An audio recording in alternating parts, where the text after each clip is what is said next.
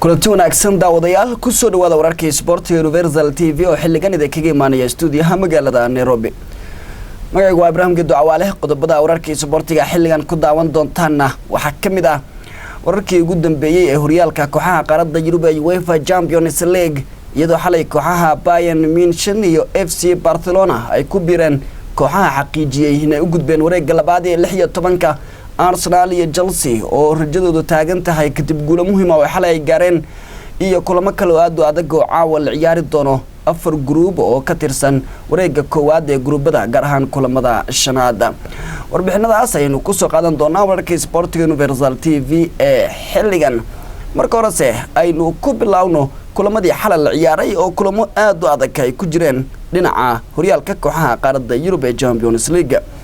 kooxaha ku jira groupada E, F, G iyo H ayaa xalay la ciyaaray kulamadii shanaad iyadoo kooxaha qaar bay xaqiijiyeen wareegooda xigay ee 16 knockout-ka ama kala baxayna ay u soo baxeen halka kooxaha qaar la xaqiijinay hareen kooxaha qaarna ay rajada wali leeyihiin isla markaana go'aan laga gaari doono ilaa iyo kulanka ugu dambeeyo 9 December la ciyaari doono. groupka E adiyaanu ku hormarnana kooxda kubadda cagta ee Barcelona ayaa xaqiijisay in kaalinta koowaad ay kaga soo baxdo groupkeeda kadib markii xalay xasuuq ba'an ay u geysatay kooxda Talyaaniga ee Roma.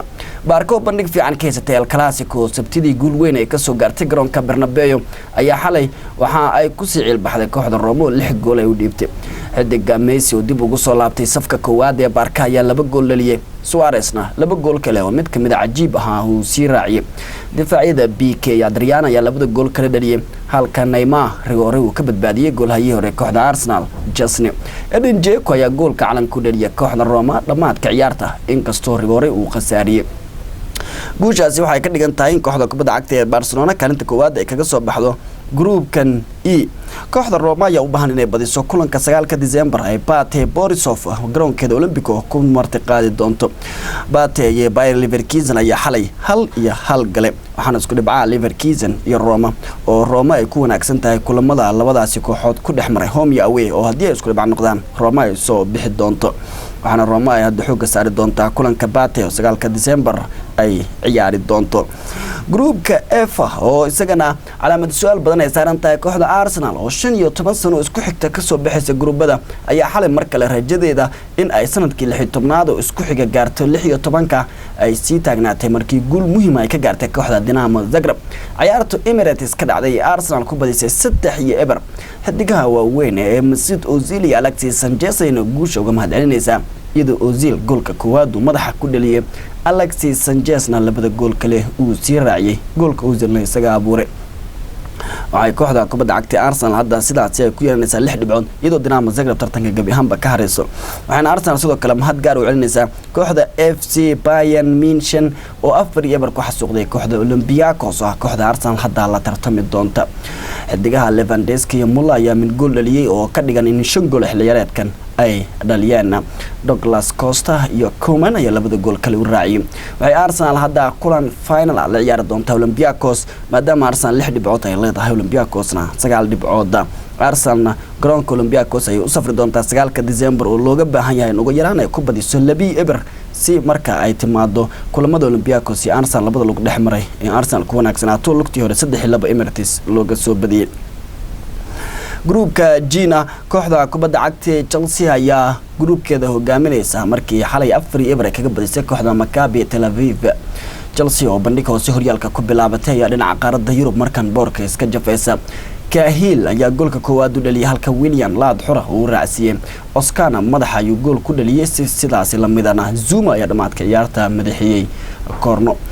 Chelsea hadda waxay leedahay 10 dhibcood waxayna la wadaagtaa kooxda FC Porto oo xalay 2-0 garoonkeeda looga adkaado Dinamo Kiev ay ku garaacday. groupka ayaa noqon doona mid aad u qasan kulanka ugu dambeeya oo Stamford Bridge 9 December Chelsea ay ku soo dhaweyn doonto kooxda kubadda cagta ee Porto oo isku dhibcan yihiin.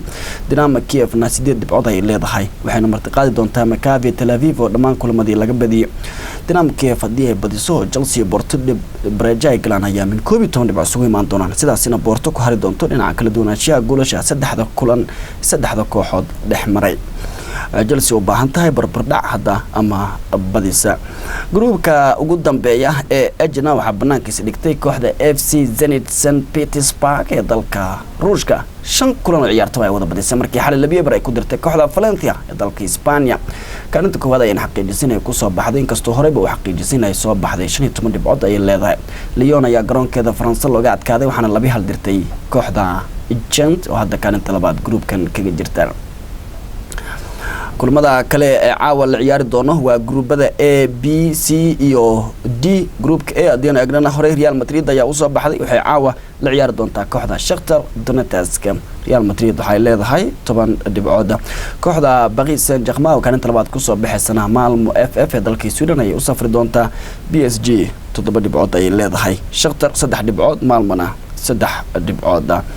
gruubka kale ee Bina kooxda Manchester United oo hogaaminaysa gruubkan ayaa PSV Eindhoven ku martiqaadi doonto Old Trafford kulankii hore Holland ayaa looga soo adkaaday in ay aargudato inuu baahan tahay United isla gruubkan CSKA Moscow ayaa martiqaadi doonta kooxda Wolfsburg ee dalka Jarmalka ciyaartaasi Ruushka ayay ka dhici doontaa waqti hore ayna soo gali doontaa 8 fiidnimo xilliga bariga Afrika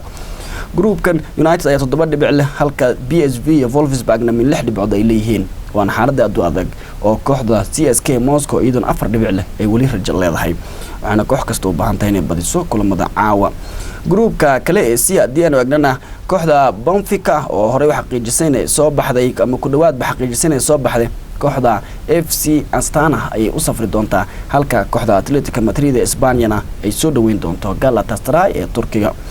Benfica 9 dhibcood ay leedahay Atleticana 7 dhibcood kooxda Galana 4 dhibcood ay leedahay gruubkan oo rajo la wada leeyahay gruubka ugu dambeeyay D caawa la ciyaari doonana kooxda Manchester City oo hore wax xaqiijisay inay soo baxday doonaysa in kaalinta koowaad ay xaqiijiso waxaana martiqo noqon doontaa kooxda Juventus oo garoonka Juventus Stadium ciyaartaasi ka dhici doonto Bianco Nera ayaa u baahan iyaduna inay badiso si ay u xaqiijiso boodkeeda wareegga 16 kooxda Sevilla oo rajo liidata leh ayaa iyaduna u safri doonta Borussia Mönchengladbach ee dalka Jarmalka City 9 dhibcood waana xaqiijisay Juventus 8 dhibic rajo fiican ay leedahay Sevilla 3 dhibic Borussia Mönchengladbachna 2 dhibcood wararkii Sport Universal TV xilligan waa naga taa dibitaanu kulmi doono waa barnaamijka dacwaalada kaga tagaya amaan Allah